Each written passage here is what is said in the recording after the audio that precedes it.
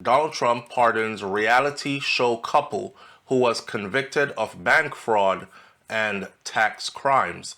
If you were into reality TV not too long ago, then you could not have possibly missed this particular couple. Many others have gone to prison for doing the same thing they were convicted of doing, and they will be doing their time with no pardon. However, President Donald Trump has signed a full pardon for imprisoned reality show couple Todd and Julie Chrisley.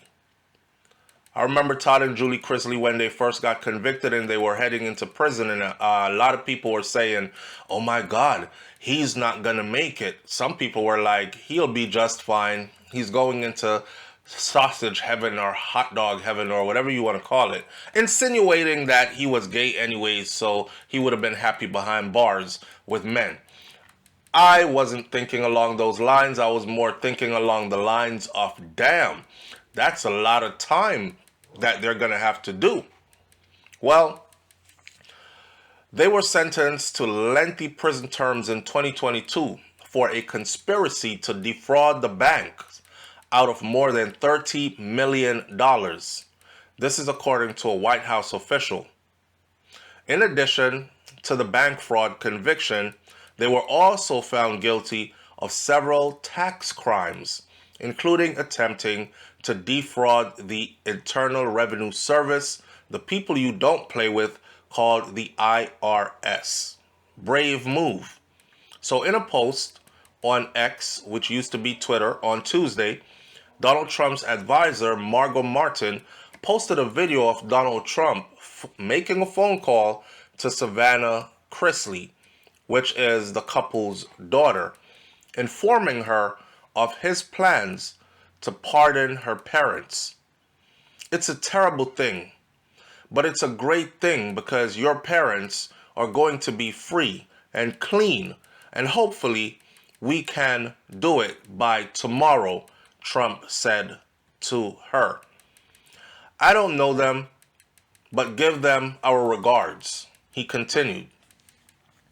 Alice Johnson, who Trump pardoned during his first term and is now acting as his pardon czar, joined the president in the Oval Office for that particular phone call. The president is always pleased to give well-deserving Americans a second chance, especially those who have been unfairly targeted and overly prosecuted by an unjust system. President Trump called Savannah and her brother from the Oval Office to personally inform them that he would be pardoning their parents, Todd and Julie Chrisley, whose sentences were far too harsh, according to the president. Now I can't help but wonder if a black man or black woman was convicted of defrauding or trying to defraud the IRS and defrauding a couple of banks of about a $30 million getaway check, would the feeling be the same? That sentence is too harsh.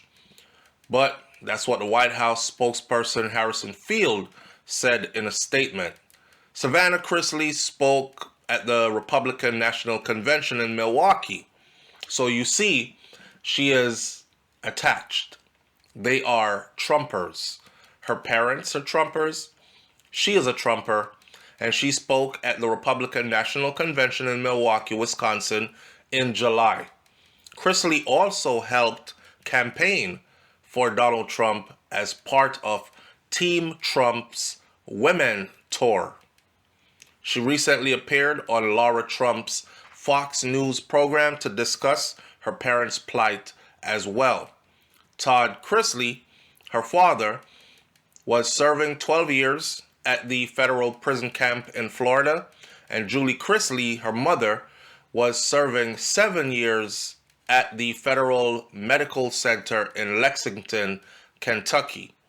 The Chrisleys, known for their reality program, Chrisley Knows Best, they were found guilty in June of 2022. Both of them have maintained their innocence and they were in the process of appealing these criminal convictions. Scott Taylor, a spokesperson for the FBI, or not the FBI you think of, but the Federal Bureau of Prisons, the FBP, told CNN in a statement that the release process could be immediate, or it may take just about a couple of days, depending on the type of pardon and the necessary travel arrangements that are needed to get these individuals from that facility to their release residence, including a purchase of bus tickets or plane tickets, hotel stay along the way, etc., etc. So, if you don't know it, the Chrisleys were already pretty well off financially, so they will be coming back home to a pretty plush and cushy life. I am certain that they are happy for this pardon, as I would be too. You know, it's one thing to be poor or to live below middle class level, right? We're speaking of somebody, let's be for real. It's one thing when you are from like the gutter, the projects, poverty, and you're placed in a stressful environment like a prison. It's not too far a stretch from your daily reality, so you easily adapt. But when you go from luxury, and when you go from opulence, and when you go from something that is so far removed from even middle class life, and you find yourself in a prison cell doing a decade or more, or even just a couple of years, period, that must be devastating.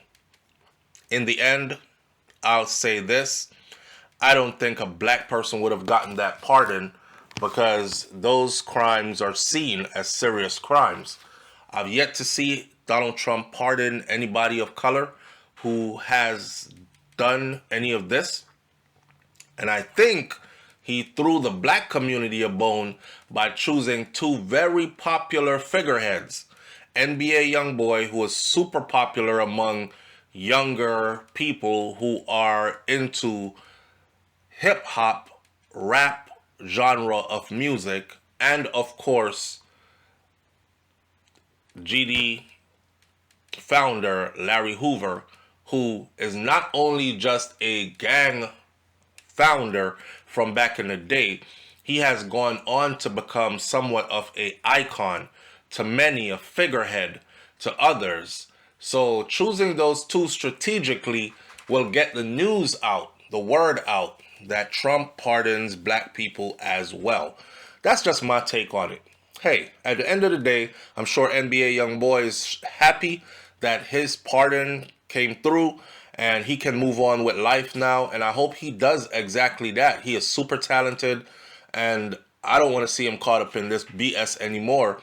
He has the potential to become a young black billionaire, and I hope he takes that seriously.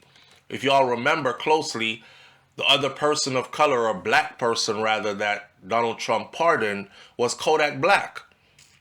And it came back to help Donald Trump immensely, because during his campaign, Kodak Black, who has millions of followers, was very, very much instrumental in rounding up the votes of young black people for Donald Trump. So it's all strategy. My grandmother would say, he ain't playing checkers, he playing chess, baby. I'm going to leave this one right here. You leave your comments in the comment section below, and I'll catch you on the next video. It's BrainFLoTv. I'm out. Peace.